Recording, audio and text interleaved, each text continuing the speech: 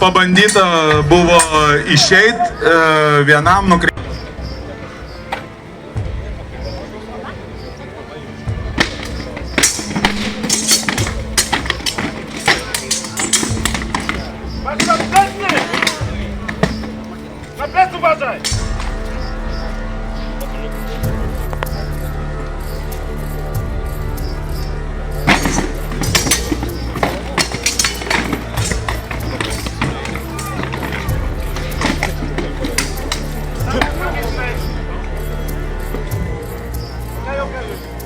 Na ir viskas. Neturiu kojų apsaugų berods.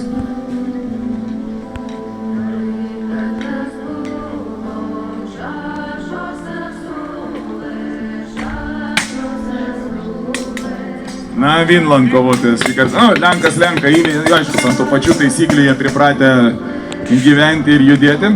Išėjo Kirils iš Robežo klubo, Latvija.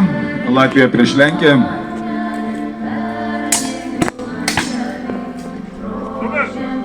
Pasiėmęs kovotojas iš Lenkijos, skirtingų klubų atstovai, bet tos pačios šalies komanda, Lenkai.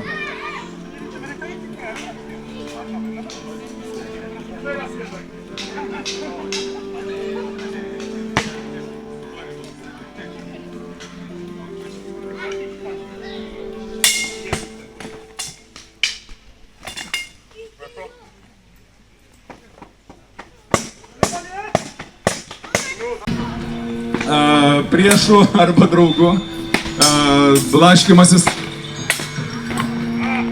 susiradus taikinį, artėjimas prie oponento ir tada gauni pasirodo iš nugaros.